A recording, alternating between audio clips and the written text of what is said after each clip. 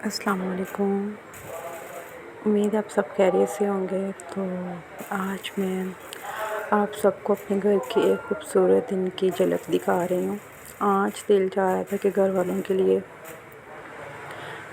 محبت سے چکن پلاؤ بنایا جائے۔ میرے لیے کھانا صرف پیٹ بھرنے کا نام نہیں بلکہ اپنے پیاروں کے چہروں پر مسکراہٹ لانے کا ایک خوبصورت ذریعہ ہے۔ جب بھی میں کچن میں جاتی ہوں تو میری یہی کوشش ہوتی ہے کہ ہر کام سکون، صفائی اور محبت سے کروں۔ آج بھی میں نے آہستہ آہستہ ساری تیاری کی، کچن کو ترتیب دیا اور پھر اپنے روزمرہ کے کاموں کے ساتھ یہ مزیدار کھانا تیار کیا۔ گھر کے کام کبھی ختم نہیں ہوتے، لیکن اگر ہم انہیں خوش اور شکر گزاری کے ساتھ کریں تو یہی کام آسان محسوس ہونے لگتے ہیں۔ مجھے اپنے گھر والوں کے لیے کھانا بنانا بہت اچھا لگتا ہے، خاص طور پہ جب سب مل کر ایک ساتھ بیٹھ کر کھاتے ہیں۔ چکن پلاؤ کی خوشبو پورے گھر میں پھیل گئی تھی اور یہی لمحے گھر کو گھر بناتے ہیں۔ سادہ سا کھانا بھی اگر محبت سے بنایا جائے تو اس کا ذائقہ اور بھی خاص ہو جاتا ہے۔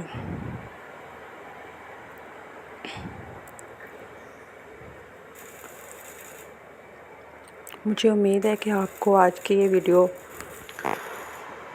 پسند آئے گی۔ اگر آپ کو اس طرح کی روزمرہ زندگی، کچن روٹین اور گھریلو بلاگز دیکھنا اچھا لگتا ہے تو میری ویڈیو کو ضرور دیکھیں۔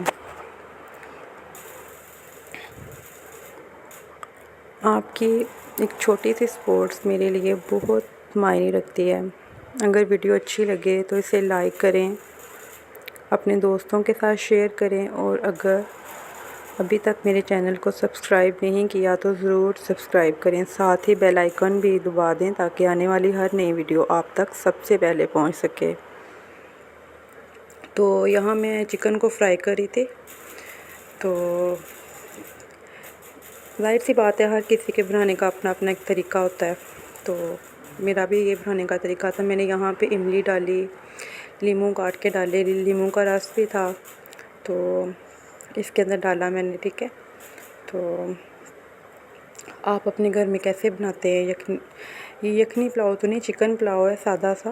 تو اب میں چکن کو اچھی طرح سے فرائی کر رہی ہوں۔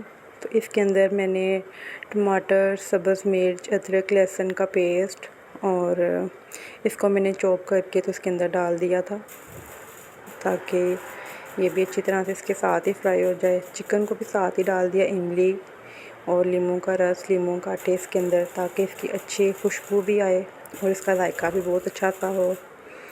تو میں اس کو اچھی طرح سے بھون رہی ہوں۔ تو یہ دیکھیں، یہ تھوڑا سا ابھی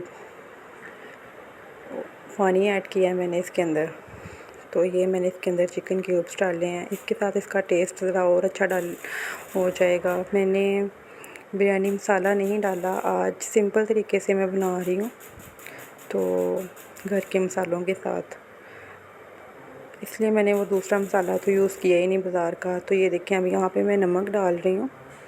تو نمک آپ اپنی ضرورت کے مطابق ڈالیں، جتنا آپ، کچھ لوگ تیز کھاتے ہیں اور کچھ کم کھاتے ہیں، ظاہر سی بات ہے ہر کسی کا اپنا اپنا شوق، اپنی پسند۔ اور یہاں پہ نا تھوڑی سی مرچیں کم ہو گئی تھی سبز، تو پھر میں نے اس کے اندر تھوڑی سی لال مرچ ڈال دی، دھڑا مرچ تھی نہیں تو پھر میں نے یہی ڈال دی۔ تو یہاں پہ دار چینی تھوڑی سی ڈالی ہے میں نے، اور یہاں پہ میں نے اب مسالہ ڈالا ہے، مکس مسالہ، اس کے اندر زیرہ، سارے مطلب مسالے جتنے بھی ہیں نا وہ اس کے اندر ہی ہیں، زیرہ ہے، کالی مرچ ہے اور جتنے بھی دوسرے مسالے ہیں تو وہ میں نے سارے ڈال دیے تھے اس کے اندر۔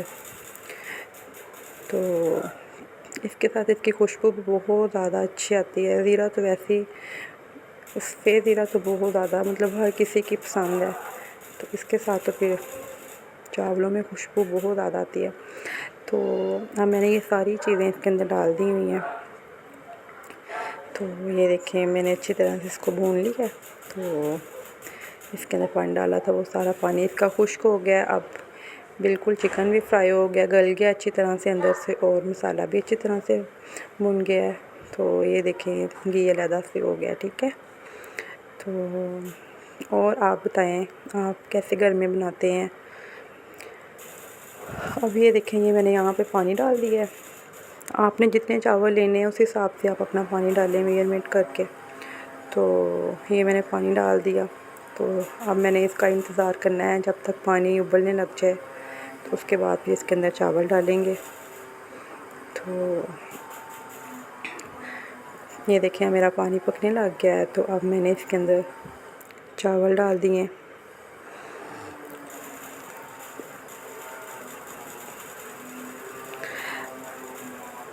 آپ سب کی محبت، دعاؤں اور سپورٹ کا دل سے شکریہ. اللہ تعالیٰ آپ سب کو ہمیشہ خوش سلامت رکھے اور اپنی حفاظت میں رکھے. تو یہ دیکھیں میں نے پانی ڈال دیا اس کے اندر. اب جب تک میرا پانی خشک ہوگا تب تک چاول بن جائیں گے. اللہ تعالیٰ آپ کو اپنے حفظ و ایمان میں رکھے. اللہ حافظ. پھر ملیں گے نئی ویڈیو کے ساتھ. اپنا بہت سارا خیال رکھیے گا. Bye bye.